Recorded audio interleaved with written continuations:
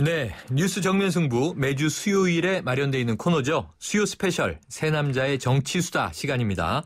김경진 변호사, 소종섭 전 시사저널 편집국장 이미 스튜디오에 나와 계십니다. 어서 오세요. 안녕하세요. 자, 오늘은 뭐니 해도 이 이슈를 시작할 수밖에 없는데요. 결국 유승민 원내대표 물러났습니다. 표결도 없었고요. 네. 권고한 형식도 아니었지만 같은 당 의원들이 사퇴하라. 그러니까 결국 물러나라고 공식 권고한 거죠. 네. 어떻게 보셨습니까? 김 변호사님부터 말씀 주시죠. 저는 이제 놀라웠던 부분이요. 네. 이제 유승민 원내대표가 이제 이렇게 퇴임의 변을 기자회견을 통해서 말씀하시는데, 네. 그거 보고 깜짝 놀랐어요. 네. 뭐냐면 왜요? 그 옛날 불교 선사들 용어에 보면 네. 그 문수는 문수고 무착은 무착이다 이런 용어가 있거든요.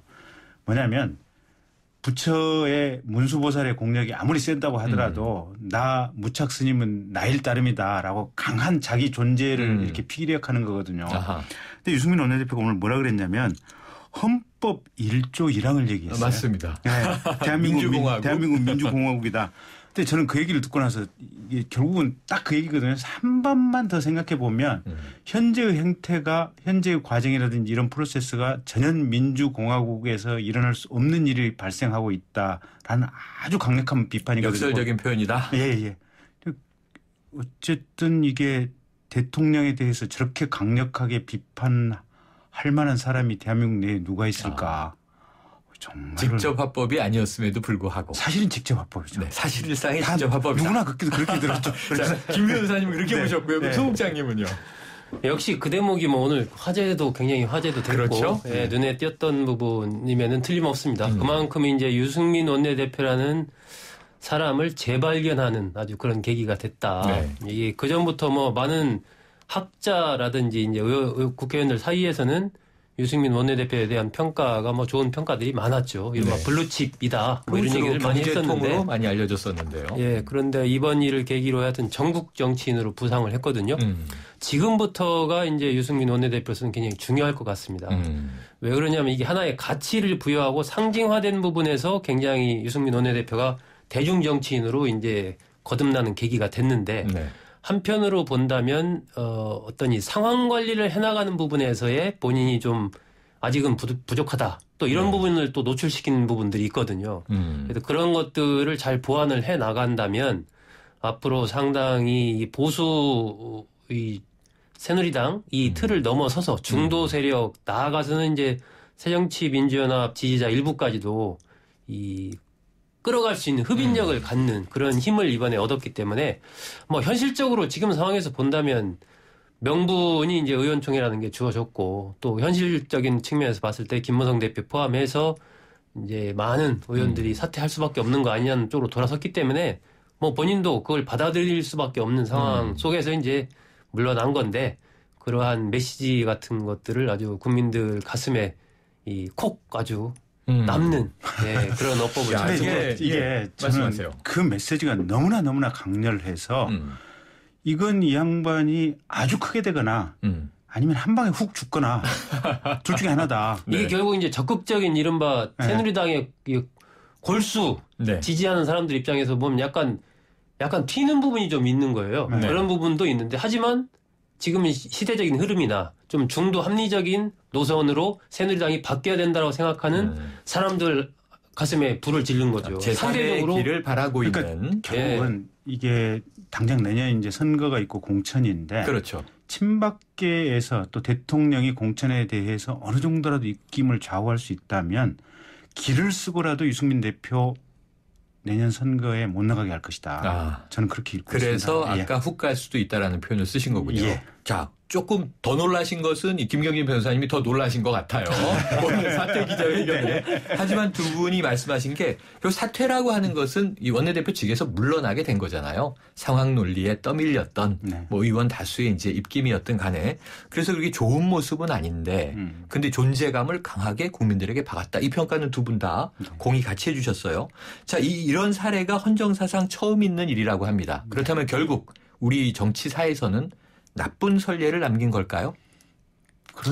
좋지 않은 선례죠. 좋지 않은 선례다. 기본적으로 과정 자체가 의원들이 뽑은 의원들의 대표를 대통령이 물러나라고 요구를 하고 또 그거에 뜻에 따라서 스스로 이게 또 물러나도록 하는 상황 조성을 만들어서 청와대는 요구한 바 없다라는 입장이던데요. 뭐 국민들은 다 알고 있죠.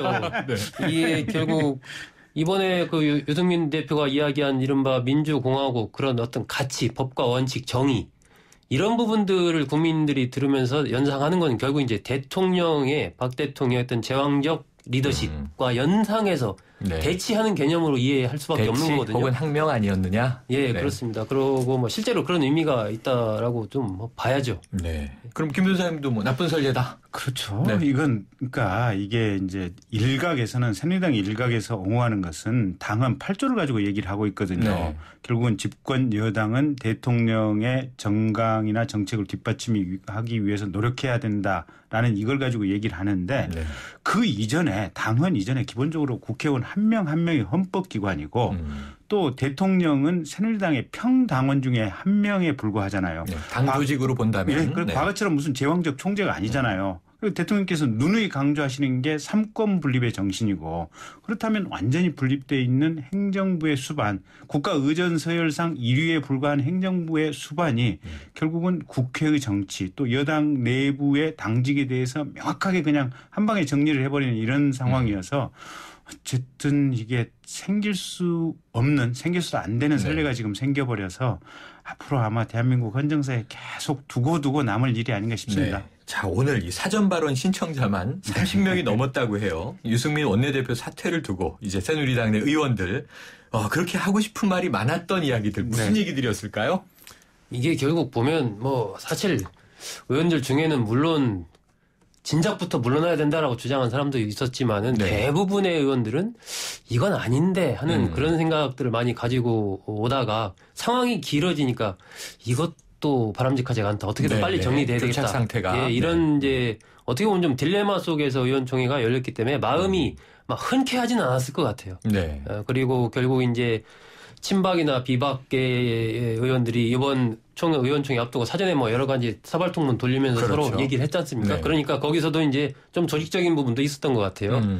쭉 발언들이 많이 이제 신청할 수밖에 없는 또 상황 자체가 중요한 상황이고. 네. 그러면은요, 김 변호사님, 김무성 대표도 지금 소 국장님 말씀처럼 이게 흔쾌하진 않았겠죠? 그렇죠. 하지만 어쩔 수 없이 사퇴를 시켜야만 하는 상황. 그러니까 이게 새누리당 의원들이 다들 큰 관점에서 고뇌할 수밖에 없었던 상황인 게 친박이건 비박이건 그렇습니다. 첫째는 뭐냐면 이게 보수의 노선을 어떻게 잡을 것이냐. 일단 경제정책이라는 조세정책과 관련된 이 부분이 하나 있고요.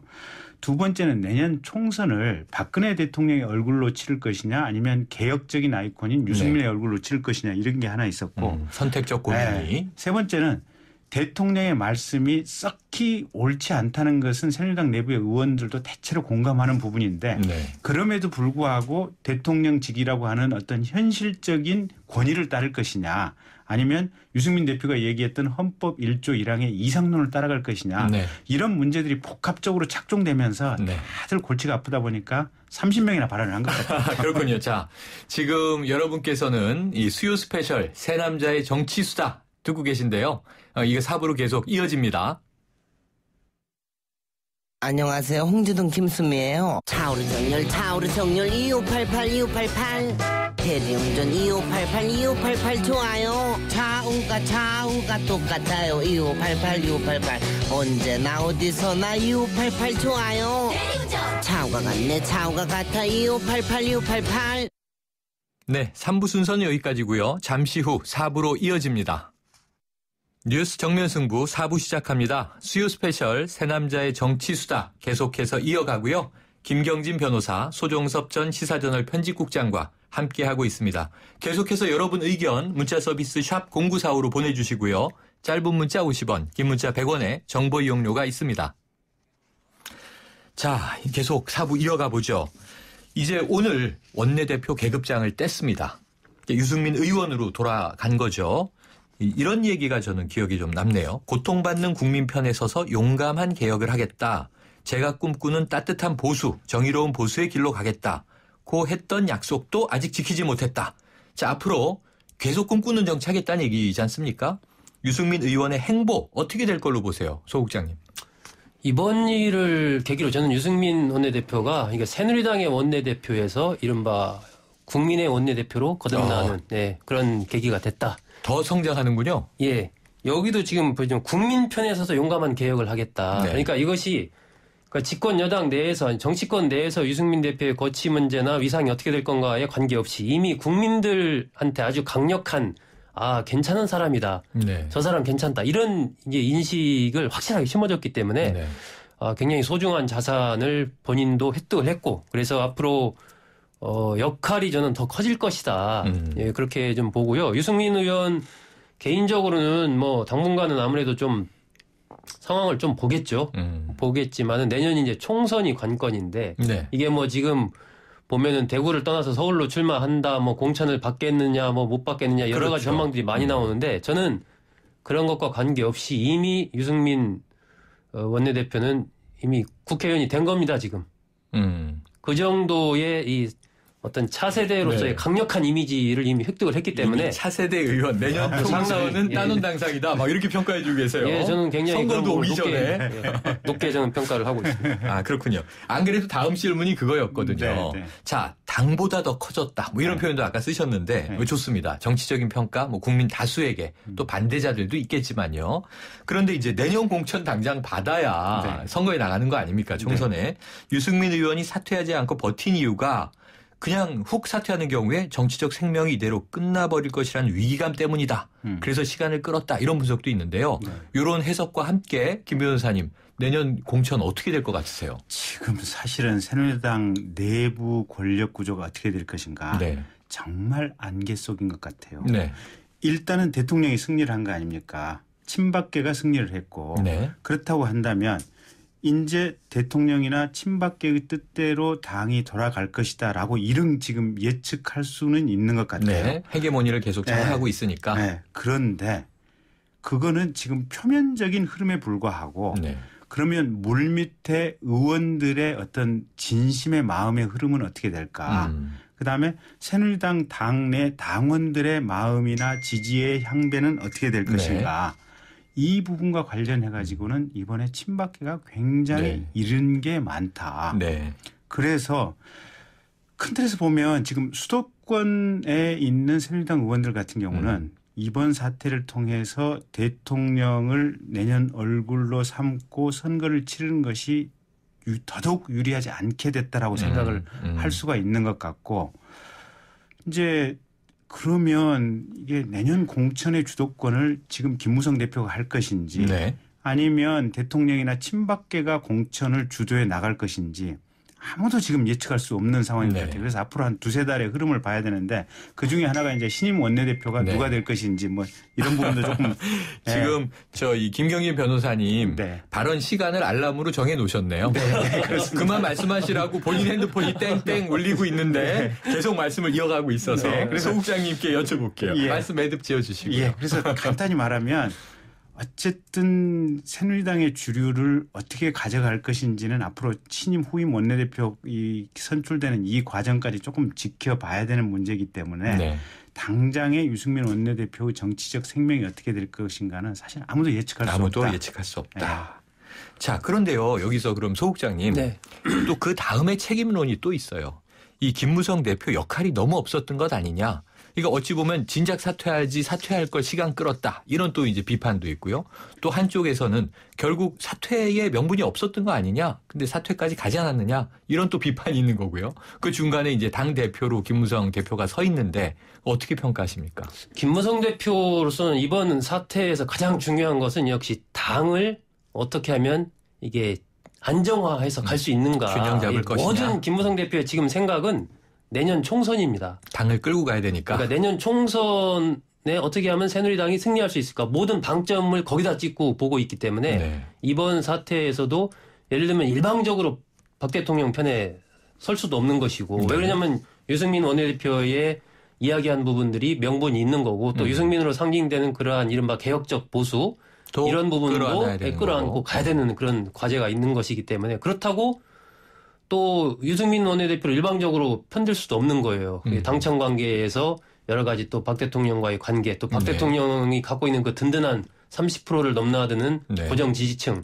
이런 문제도 있기 때문에 김무성 대표와 관련해서 이제 뭐 비판을 이번에 많이 하지 않습니까? 하지만 저는 김무성 대표로서는 현실적인 측면에서 봤을 때 당대표로서 이런 현재와 같은 스탠스를 취할 수밖에 없지 않았을까 하는 그런 좀 선택의 여지가 없었다. 예, 그러면은요 단도직입적으로 하나 여쭤보면요 이게 단순 논리긴 하지만 네네. 김무성 대표 이번 유승민 원내대표 사퇴 사건으로 얻은 게 더 많습니까? 잃은 게 더 많습니까? 득과 실. 이번 사태만 본다면 별로 얻은 건 많지 없다. 않죠. 예. 네. 하지만 이제 김무성 대표에 대한 평가 부분은 내년 총선에 따라서 달라질 것이기 때문에 이번 과정과 관련해서 뭐 뜨뜻미지근했다 도대체 뭐 태도가 뭐였냐 뭐 하면서 지지율의 변화 이런 부분 얘기하지만 저는 그렇게 크게 그 득실을 따질 만큼 김무성 대표와 관련해서 그런 상황은 아니지 않았나. 예, 득실 본인으로서는. 문제는 결국 내년 총선으로 넘어가 있다. 이렇게 봐야겠군요. 예, 나름대로 이번 상황에서 저는 김무성 대표가 최선을 다했다. 뭐 이렇게 보는 편입니다. 그렇군요. 그러니까 최선을 다하고 그러니까 국민들 보기 눈에는 안쓰럽다. 이런 이미지가 김무성 대표에게 간 것은 분명한 것 같아요. 혹은 일부 득이라고 볼 수 있겠네요. 예, 그런 건 일부 득인데 또 한 가지 보면 이게 일단 본인이 줏대가 없다. 대통령에게 할 말을 하지 못한다. 이런 부분이 유승민 원내대표하고 아주 극명하게 대비가 되지 않습니까? 그래서 국민들이 가령 이제 대통령감이라고 생각을 할 때는 끌고 가는 주관이나 목표를 명확하게 비전을 제시해 주는 사람을 지도자로 생각하는 것이 지금까지 어떤 정치적인 히스토리 과거의 역사인데 그 부분이 이번에도 결정적으로 놓쳐버렸다는 게 하나 있고 두 번째는 당장에 오늘 이후부터 지금 정책위 의장도 사퇴를 하지 않습니까? 보면 이제 같은 팀이니까 그러면 다음 이제 원내대표가 어떻게 될지 뭐 이런 문제인데 어쨌든 최고위원회 내에서 김무성 대표의 힘이 엄청나게 빠졌다. 그리고 최고위 흐름이 보면 결국은 대통령을 지향점으로 한 친박계들의 힘이 더 세졌다. 그렇다고 보면 경우에 따라서는 내년 총선 공천과 관련해서는 김무성이 그 전에 김무성 체제가 와야 될 가능성도 배제할 수 없고 둔다고 하더라도 사실은 실질적인 허수아비로 남아있을 가능성이 있어서 경우에 따라서는 실권도 빠지고 명분도 잃어버린 이런 상황으로 갈 수도 있다. 상당히 심각한 진단을 네. 해주셨는데요. 그런데 이제 오늘 이 시점에 사퇴한 유승민 원내대표는 지금 거의 극찬에 가까운 이야기를 두 분 다 해주셨고 김무성 당대표는 말씀하신 대로 내년 총선 이끌어야 되고 그다음에 대선에서 차기 대권 주자로 어쨌든 뭔가 존재감을 이제 끌고 가야 되지 않습니까? 그러니까 내리긴 쉽지만 달리기가 더 어려워 보이거든요. 그럼 유승민 대표는 오늘 다 얻어가고 챙겨간 것밖에 없을까요? 사실은 박 대통령에 대한 사과도 여러 차례 했잖아요. 그게 아까 제가 말씀드렸던 그 이른바 상황관리의 실패 부분에서 네. 어쨌거나 유승민 원내대표로서는 본인의 임기를 마치지 못하고 그렇죠. 중간에 이런 돌발 상황으로 인해서 물러나게 된 거 아니겠습니까? 그러니까 어찌 보면 너무 각을 세우고 고집을 부리다가 이 상황을 자초한 것 아니냐 이런 지적이나 비판도 있는 게 사실이거든요. 그렇습니다. 그런 부분들이 있고 예를 들면 우리가 이제 어떤 이야기를 할 때도 아 다르고 어 다르다 이런 얘기를 하지 그렇죠. 않습니까? 그러니까 유승민 원내대표가 생각하는 것들을 이야기하는 방법 그리고 그런 것들을 구현해가는 방법 그리고 어떤 일들을 우리가 이렇게 풀어나갈 때 이렇게 하면은 A라는 방법을 통해서 하면 좀 더 부드럽게 잘 갈 수 있는데 B라는 방법을 함으로써 이게 똑같은 일을 해나가지만 괜히 어렵게 가는 경우도 있거든요. 네. 유승민 원내대표로서는 조금 원칙, 뭐 법 이런 네. 것도 좋지만 이런 프로세스 관리 그리고 이런 부분에서 뭔가 좀 본인도 아마 그런 걸 좀 느꼈을 것 같고요. 전체적으로 좀 더 이 대중적인 국가를 이끄는 리더로 성장하기 위해서는 그런 부분에 대해서 좀 변화가 필요하지 않나. 네. 뭐 그런 부분은 좀. 지도부로서는 네네. 저는 조금 좀 이제 반대되는 의견인 게 그러니까 이번 사태를 거치면서 이제 대통령께서 말씀하신 내용이라든지 방식 이런 것들에 대해서 이제 상당한 어떤 문제제기가 있지 않습니까 보면 그런 면에 있어서는 유승민 대표가 치고 나가면서 본인의 가치 지향점을 아주 분명하게 했다. 이건 지도자로서 확고한 이미지를 국민들에게 남긴 것은 틀림이 없는데 반면에 대통령 현재의 대통령의 어떤 콘크리트 지지층 있지 않습니까? 30%에 상당하는 그게 이제 대다수가 지역적으로는 대구 경북으로 추정이 되는데 이 지역에 기반해 둔 어떤 핵심 지지층을 잃어버렸다. 그런데 지금까지 우리나라가 대통령이 된 사람들을 보면 대체로 보면 김영삼 김대중 이렇게 특정 지역에 아주 확고한 기반을 둔 거점을 가지고 그 거점을 기반으로 해서 성장 정책이나 확장 정책을 이렇게 펼쳐왔다 이렇게 본다면 네. 그렇다고 본다면 유승민 원내대표는 대구 경북 쪽에서 뿌리 내리는데 조금 좀 실패한 것이 아니냐라는 측면이 하나 있어서 그런 점은 실이라면 실인 것 같습니다. 자, 이제 기본적으로 보면 저는 박 대통령은 이른바 보름달이고 유승민 원내대표는 초승달이다. 대구 경북과 관련해서 본다면 대구 경북에 계신 분들도 뭐 요즘 국민들이 얼마나 똑똑합니까? 박 대통령은 이미 권력의 정점에 올라 있고 지금부터는 이제 내려가는 길만 남은 거거든요. 그렇다면 대구 경북 국민들 입장에서는 앞으로 누가 대구 경북을 책임질 건가 정치적으로 봤을 때는 역시 이제 유승민만한 사람이 없다. 네. TK에서도 이제 지는 권력, 뜨는 권력론이 어떤 전환점을 이룰 것이다 이런 말씀이셨는데 좋아요. 유승민 의원 이야기는 앞으로 또 지켜봐야 할 것 같고요. 배지를 뗀 게 아니라 원내대표직을 내려놓은 거니까 문제는 당 조직인데 지금 일주일 내에 차기 원내대표 뽑아야 되지 않습니까? 네. 사실 지금 사퇴만 바라보고 달려왔는데 오늘 사퇴했습니다. 네. 일주일 내에 새로운 또 원내 지도부가 나와야 돼요. 네. 박 대통령 표현으로는 원내 사령탑이죠. 그러면 이제 좀 이 정부에 더 친화적이어야 할 것이냐. 또 이제 어떤 스타일이 나올 것이냐. 지금 보면 이주영 의원, 주호영 의원, 원유철 의원, 정병국 의원 뭐 많아요. 네. 이 추대론도 있고.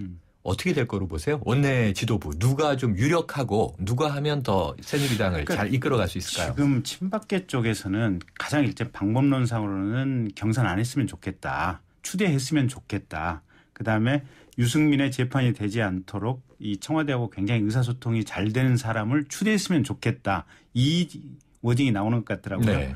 결국은 이제 이주영 지난번에 이제 패배했던 이주영 의원을 내세우는 게 어떠냐라는 원내대표 도전 많이 했죠. 뉘앙스인 것 같고, 근데 이제 그럼에도 불구하고 이 원내대표를 해보고 싶은 사람들이 의원들이 워낙 많기 때문에 추대가 쉽지는 않을 것이다. 네. 친박계 내부에서도 추대라고 하는 이 프로세스 자체에 대해서 합의가 안 될 가능성도 높다. 그렇다고 본다면 결국 경선으로 가게 될 가능성이 크고 특히 비박계 같은 경우는 강렬하게 경선을 원하고 있고. 표결하자. 네, 표결하자. 그러면 이제 첫째는 생각해 볼 수 있는 것이 의원 한 사람 한 사람이 이제 출마한 후보자들의 어떤 개인 경쟁력도 중요한 것이 있을 거고 그거는 이제 나오는 후보들의 면면을 봐야만 이제 판단이 될 거고 그냥 친박이냐 비박이냐 이 측면에서만 가지고 본다면 사실은 이번 사태 이후에 청와대나 대통령에 대해서 정떨어진 측면도 분명히 있을 거고 근데 그럼에도 불구하고 똑같이 싸움이 반복돼서는 안 된다라고 하는 이율 배반적인 욕구가 새누리당 의원들 사이에 동시에 있을 것이다. 그렇다고 본다면 비박계 내에서 성정이 부드러운 의원이 후보로 출마한다면 그 사람이 될 가능성이 조금 높지 않을까 저는 그렇게 예상하고 있습니다. 소 국장님은요? 일단 뭐 경선 없이 추대로 가려고 하겠지만 저도 그게 과연 잘 되겠는가 하는 게 물론 이제 뭐 경선했을 경우에 후유증이 있기 때문에 좀 뭐 추대가 비박계 친박계 관계없이 무리 없이 갈 수 있는 사람이면 모르겠지만 조금 두고 봐야 될 것 같고요. 저는 차기 원내대표는 일방적으로 친박 비박 이렇게 가긴 어렵다. 그러니까 저 청와대의 뜻을 바로 관통할 수 있는 이런 창구 쉽지 않고요. 단지 하지만 이제 지금 김무성 대표나 의원들 입장에서 이번 사태를 쭉 보면서 청와대와의 어떤 좀 소통할 수 있는 그런 사람 그리고 최소한 청와대에서 비토를 안 놓을 수 있는 이런 사람이 해야 되겠구나 이런 생각을 할 거기 때문에 지금 뭐 거론되는 여러 사람들이 있지만 그런 뭐 예를 들면 주호영 의원 같은 큰 거부감이 없으면서도 뭐 청와대에서도 받아들일 수 있는 이런 사람들 쪽으로 의원들 뜻이 좀 모아지지 않겠나 라고 추정을 하시는군요. 네네. 자, 이게 오늘 뭐 새 남자의 정치 수다가 있어서 유 원내대표가 오늘 사퇴한 건 아니겠습니다만 오늘 이게 워낙 핫 이슈고요. 전국적으로 스포트라이트를 받고 있잖아요. 그래서 이 이야기가 주로 갈 수밖에 없지만 오늘 보면 이 야당보다 더 뭐 야당 같은 유승민 원내대표의 사퇴 사건 때문에 지금 진짜 묻힌 게 야당이에요. 오늘 혁신안 2차 나왔는데 주목을 아무도 안 하고 있어요. 우리도 지금 시간이 다 갔어요. 그래서 제가 30초씩 드릴 거예요. 새정치민주연합 얘기도 안 할 수는 없으니까. 자, 이 김상곤 위원장 혁신안 발표했습니다. 굉장히 강경한 어조로 얘기했는데 그 내용이 좀 국민들에게 어느 정도 반향이 있는지 아직 모르겠어요. 자, 최고위원제 폐지하겠다 이런 얘기했어요.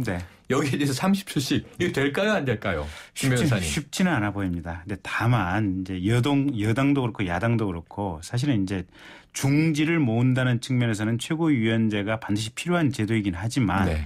근데 또 중지가 아니라 이게 봉숭아 학당으로 흐른다는 또 비판들이 있거든요. 네네네. 그러니까 제도는 결국은 이게 좋은 점 장단점이 다 그렇죠. 있다 보니까 현재의 야당에서는 오히려 독재에 가까운 제왕적 총재가 필요한 것이 아니냐. 아마 이런 생각 때문에 조금 이렇게 최고위원 폐지 얘기가 나오는데 네. 현실적으로 쉽지 않다 저는 그렇게 봅니다. 네, 소 국장님은요? 저도 뭐 그 부분 쉽지 않을 걸로 보고요. 저는 그 부분보다는 이제 선출직 공직자 평가위원회를 또 만들기로 네, 했잖아요. 그 얘기도 나왔죠.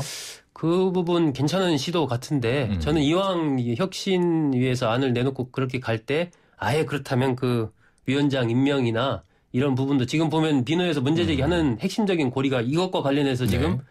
문재인 대표가 위원장을 임명하도록 돼 있다. 이거 문제다라고 얘기하고 있는 건데 이런 여지를 굳이 둘 필요가 있는가. 그냥 그럼 위원들 중에서 뭐 호선을 한다든지 그런 식으로 해서 네. 정말 객관적으로 평가를 해서 공천에 반영하는 네. 쪽으로 이게 끈을 좀 놓는다면 훨씬 더 박수를 받을 수 있지 않을까. 그런 시간이 생각입니다. 다 갔습니다. 오늘도 기탄 없는 토론 감사드리고요. 앞으로 계속 지켜봐야 되겠네요. 문재인 대표는 그렇게 얘기했죠. 문제의 소진 있지만 존중한다. 지켜봐야 될 것 같습니다. 자, 지금까지 수요 스페셜 새남자의 정치수다 김경진 변호사, 소종섭 전 시사저널 편집국장 두 분과 함께했습니다.